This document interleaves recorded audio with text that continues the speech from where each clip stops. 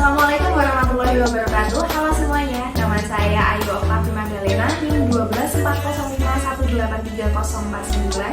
Saya dari mahasiswa jurusan Manajemen Bisnis Syariah, Fakultas Ekonomi dan Bisnis Islam IAIN Tulung Agung. Pada kesempatan kali ini, saya akan mengajak teman-teman semua untuk melihat bagaimana sih kegiatan video praktik pengalaman lapangan saya selama kurang lebih 40 hari. Kebetulan saya kebagian pada gelombang pertama PPL pada tahun 2021 ini yang kurang lebih sama ya sama gelombang sebelumnya, di mana kita masih di dalam keadaan pandemi. Jadi kegiatan PPL kita kali ini agak sedikit dibatasi. Nah, untuk tempatnya saya memilih salah satu kedai kopi di Kabupaten Tulung Agung, lebih tepatnya yaitu kedai Kopling Tulung Agung. Mengapa saya memilih kedai ini? Alasan yang pertama yaitu dunia perkopian itu mulai booming ya di Kabupaten Tulung Agung. Seperti yang teman-teman ketahui, mulai banyak bermunculan kedai kopi di setiap sudut kota. Alasan yang kedua mengapa saya memilih kedai ini, karena usaha ini merupakan usaha yang sedang berkembang. Jadi saya selaku mahasiswa manajemen bisnis ingin melihat pengaplikasian ilmu bisnis secara langsung di lapangan. Untuk lebih jelasnya, mari kita simak hasil video kegiatan PPL kita kali ini. Kedai Kopling Tulung Agung merupakan sebuah bisnis yang bergerak di dunia perkopian.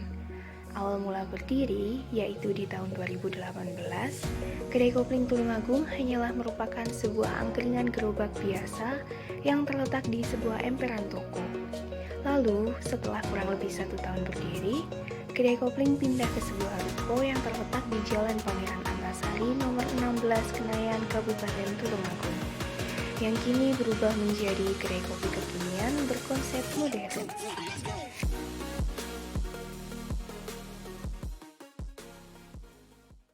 Oke, kali ini saya akan mewawancarai salah satu karyawan dari kedai Kopling Tulung Agung, yaitu dengan Mas Andika. Bisa diperkenalkan biar kita lebih enak ngobrolnya, oke? Halo semua, perkenalkan saya Andika Kusuma. Saya di sini bekerja sebagai barista. Bisa dijelaskan Mas, mulai kapan sih bekerja di kedai Kopling ini? Dari berdiri kedai ini sekitar tahun 2018, bulan Oktober tanggal 1.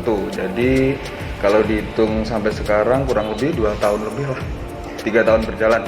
Oh, bisa dijelaskan gimana sih kayak sejarah berdirinya kedai ini, terus perkembangannya hingga sampai saat ini gimana sih? Dulu sekitar 2018 kedai di Tulung Agung sekitar masih 10 kedai lah, jadi hitungannya belum ramai sampai sekarang.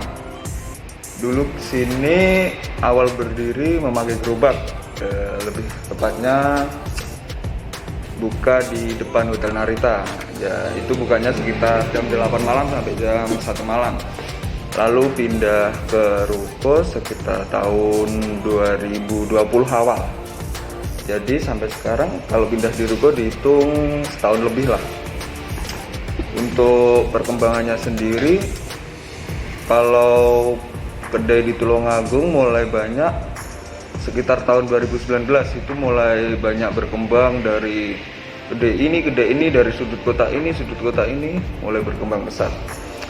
Kalau untuk perkembangannya sini ya lumayan sih, signifikan. Oke. Untuk sekarang kan dalam keadaan pandemi nih. Nah, Mas sebagai pelaku bisnis gimana sih, apa aja yang dirasakan kayak efeknya pandemi ini terhadap bisnis Mas, terhadap kedai itu gimana? Pastinya dari omset pasti menurun lah ya. Kalau dari omset menurun, terus apalagi sekarang dibatasi jam malam itu juga. Kemudian kita harus jaga jarak. Banyak lah pokoknya efeknya dari pandemi ini. Terutama untuk pekerja harus kita lebih ekstra promosi, lebih ekstra bagaimana kita mencari customer baru, bagaimana kita mempertahankan customer, bagaimana kita untuk memasarkan produk kita supaya efek dari pandemi ini tidak terlalu berat bagi kedai kami. Kalau untuk strategi sendiri nih, strategi kedai kopling dalam menghadapi pandemi ini itu seperti apa, Mas? Bisa Ya. dijelaskan? Untuk dari pribadi masing-masing sih, untuk pegawai pastinya harus sering promosi sih tiap hari.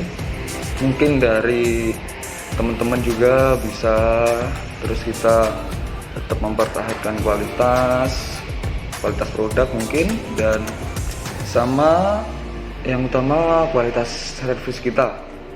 Dan kita harus punya keunikan kesendiri dari setiap kedai masing-masing. Itu aja sih. Kalau menurut Mas nih, keunikan yang ditonjolkan dari kedai kopling itu sendiri apa? Oke, kalau keunikan, kita kalau jualan lebih fokus ke manual brew sih. Soalnya di Tulungagung untuk penjualan manual brew kurang signifikan dibandingkan dengan kota-kota lain. Kalau di Tulungagung mungkin sekitar hanya, kalau sekarang sih banyak, tapi yang lebih fokus mungkin sekitar 3 sampai 4 kedai lah. Maka dari itu kita lebih fokusnya ke manual brew dibandingkan ke yang mungkin kayak order atau apa, itu kita kurang fokus. Kita lebih fokusnya ke manual brew. Kalau penjualan yang seperti Mas bilang nih, manual brew, untuk diterima di lidah masyarakat kayak masyarakat awam yang masih awal untuk mengenal kopi, bagaimana? Udah pada... Sebenarnya kalau untuk manual brew untuk di Tulungagung untuk tahun ini sudah mulai banyak. Tapi ya itu, kita harus lebih ekstra mengedukasi customer bagaimana sih manual brew, apa itu kopi, apa itu manual brew. Kita harus sering-sering ngobrol, sering-sering mengedukasi agar mereka nggak cuma yopo sih kopi ini pahit, yopo sih kopi ini asem. Itu sih. Sambil ngajarin ilmu baru juga ya ke Iya, customer. pastilah ini. Kalau harapan kedepannya gimana, Mas, untuk kedai sendiri? Ya harapannya Iya. harapannya kita lebih semoga pandemi ini cepat selesai, perekonomian di Indonesia lekas pulih kembali, terus jam malam juga udah hilang ya, supaya semua pekerja-pekerja bisa pulih kembali kayak dulu sebelum pandemi sih. Itu aja. Gitu ya. Terima kasih atas waktu yang disempatkan. Sekali lagi terima kasih. Ya.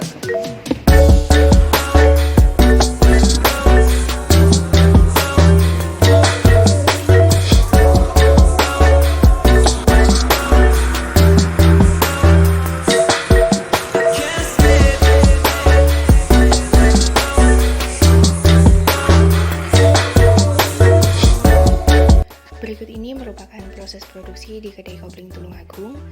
Pada kesempatan kali ini saya diajari oleh Mas Andika untuk membuat salah satu menu best seller di kedai kopling Tulungagung, yaitu Cafe Latte Hot.